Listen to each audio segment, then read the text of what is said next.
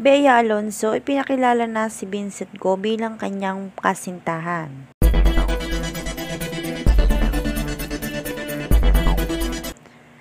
Matapos ang ilang buwang espekulasyon at pagkakaugnay sa iba't ibang personalidad, tuluyan ng isinapubliko ng aktres na si Bea Alonzo ang estado ng kanyang puso. Sa isang espesyal na okasyon na dinaluhan ng malalapit niyang kaibigan at kapamilya, buong tapang at saya niyang pinakilala si Vincent Go bilang opisyal niyang kasintahan. Hindi na bago sa mata ng publiko ang mga chismis tungkol sa love life ni Bea, lalo na matapos ang mga pinagdaan ng controversial sa nakaraang relasyon nito. Ngunit sa pagkakataong ito, makikita sa kanyang mga mata ang kakaibang liwanag at kapayapaan.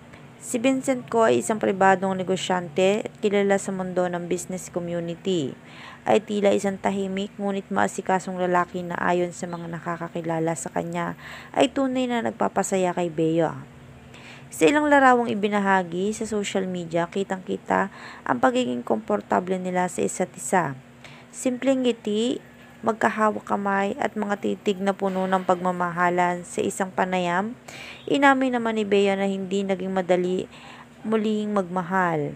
Ngunit sa piling ni Vincent ay unti-unti niyang nahanap ang katahimikan at totoong kasiyahan. Deserve ko rin maging masaya, wika ni Bea sa isang caption ng kanilang larawan. Umani ito ng suporta at pagbati mula sa mga tagahanga at kapwa-artista. Marami ang natuwa para sa aktres na matagal nang minahal ng publiko, hindi lamang sa kanyang galing sa pag-arte kundi pati sa kanyang katatagan sa gitna ng mga pagsubok sa personal niyang buhay. Sa ngayon ay mas pinili daw nilang panatilihing pribado ang ibang detalye ng kanilang relasyon. Ngunit malinaw sa lahat, si Bea Alonzo ay muling umiibig at si Vincent Go ang lalaking nagpapatibok nito ngayon ng kanyang puso.